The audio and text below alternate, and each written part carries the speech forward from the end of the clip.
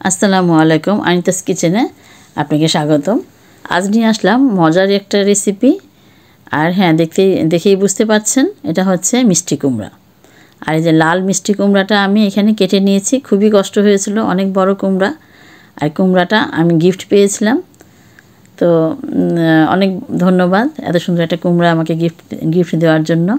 অনেক বড় কুমড়াটা, তো দেখে অতটা বড় বোঝা যাচ্ছে না, কিন্তু অনেক বড় ছিল।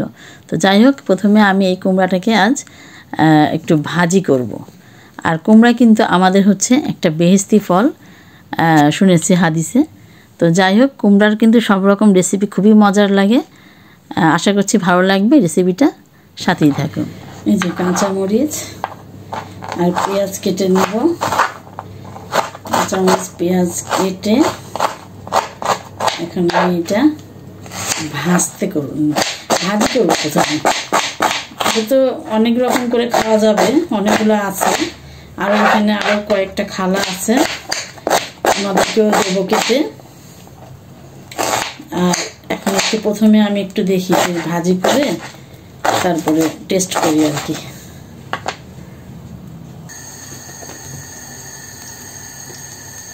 তেলটা গরম হলে আমি দিয়ে দিচ্ছি কাঁচামরিচ আর পেঁয়াজ। ওটা ভাজা হোক, আর আমি এই পাশে এই কুমড়াটাকে কেটে নেব।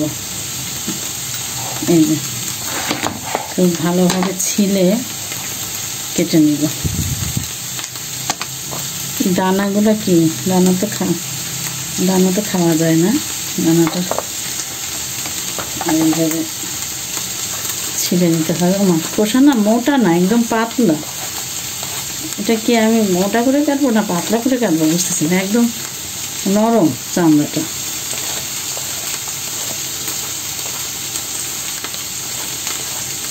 কি জানি, আমাদের দেশি যে একটা মিষ্টি কুমড়া আছে, ওই মিষ্টি কুমড়াটার টেস্ট হলেই হয়। এই যে এভাবে আমি ছিলে নেব সবগুলো। দানা পাকা এগুলো দেখি গাছ লাগিয়ে দেবো এবারে। যদি পাকা তো না, দানা মনে হচ্ছে কচি। দানা মনে হয় কি কচি মনে হতো দানে।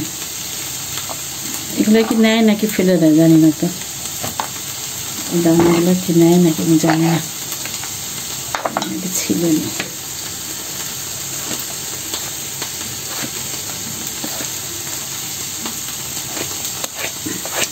দানাটা খোসাটা না একদম সবুজ গ্রিন চাল। মিষ্টি কুমড়াটার কিন্তু খোসাটা অনেক মোটা থাকে, এটা কিন্তু খোসাটা একদম মোটা না। এই মনে হচ্ছে এটা দিয়ে এই যে করা যাবে। এবার আমি এগুলাকে কেটে নেব, সুন্দর করে একটু কুচি কুচি করে নেব।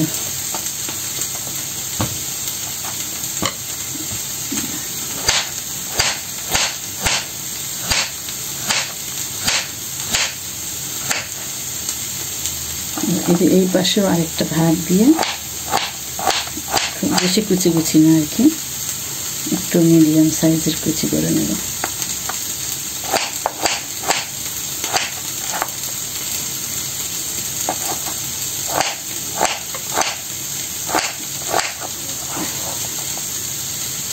এখানে বাকিটাও কেটে নেব।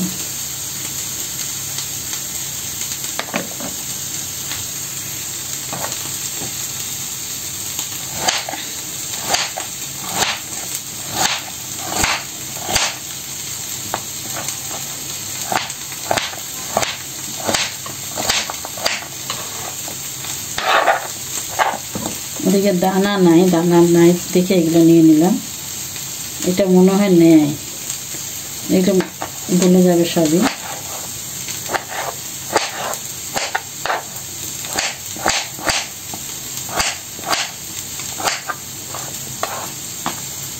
এরকম চাক করেও কিন্তু খুব মজা হয় কুমড়া ভাজিটা। এরকম চাক একটা ভাজি করে খুব ভালো লাগে, চাক ভাজি।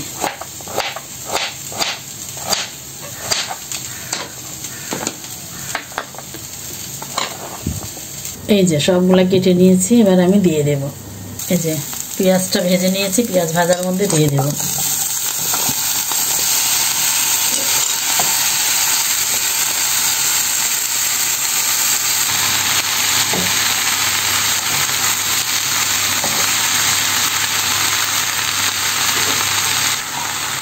দিয়ে দেব প্রয়োজন অনুযায়ী লবণ, ব্যাস আর কিছুই দেব না। নাড়া দিয়ে দিতে হবে আস্তে আস্তে, একটু কমে যাবে।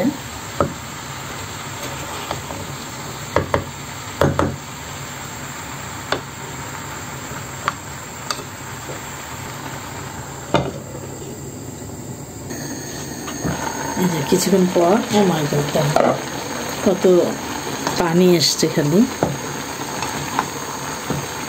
ঢাকনা খুলে ভাজি করলেই ভালো হবে। দেখা যাক কেমন হয়। এটা ফার্স্ট টাইম ট্রাই করছি এরকম ভাজিটা। আর কালারটা হয়েছে একদম বাঙ্গির কালার।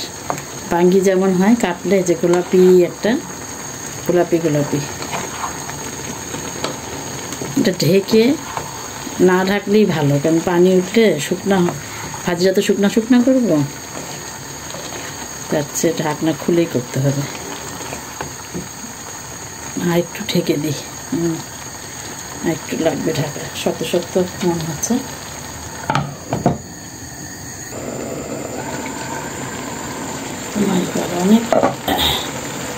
অনেক পানি উঠেছে একদম।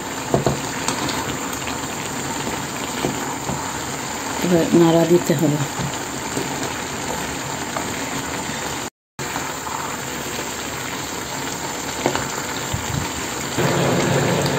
একটু তেলে রাখা ধনিয়া গুঁড়া দিয়ে দেব। এই যে ফিরে আসলাম, এই যে পানিটা এখন টেনে গিয়েছে। এখন আমি এর মধ্যে দিয়ে দেব ধনেপাতা, ফ্রেশ ধনেপাতা। আর অনেকে কুমড়ার মধ্যে চিনি ইউজ করে, কিন্তু আমি দিইনি। আমি ভাবলাম কিছুই দেওয়ার দরকার নেই, এটা আগে ন্যাচারাল, এটাকে খেয়ে এটা টেস্ট করে দেখব।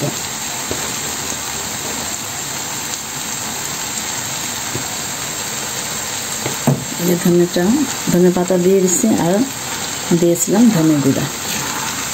এখানে ধনে পাতার সাথে একটু মিশিয়ে নেব।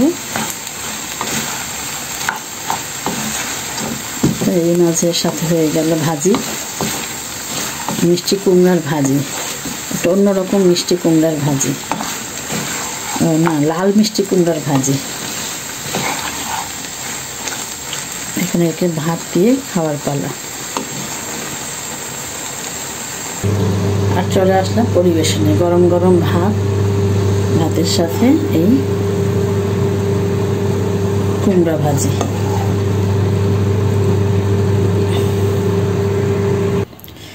এই যে চলে আসলাম পরিবেশনে, আর সাথে আছে সালমন মাছের ফ্রাই, মাছ নিয়ে নিয়েছি।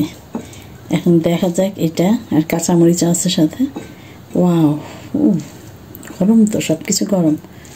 আমি একটু চেকেছিলাম, মানে লবণটা টেস্ট করেছি, দেখলাম যে ভালো লাগে আমাদের। বিসমিল্লাহ।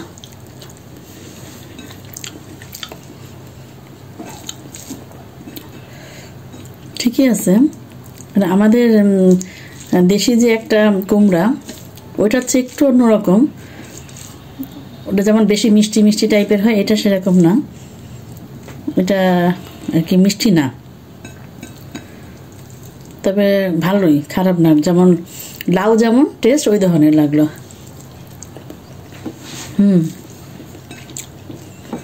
লাউয়ের মতো।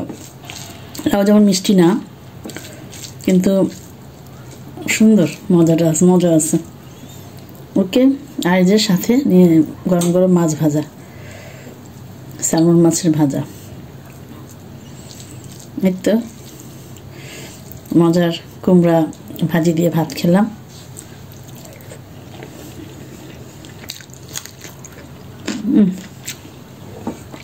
আলহামদুলিল্লাহ। ওকে, এখন আমরা এটা মজা করে খাবো।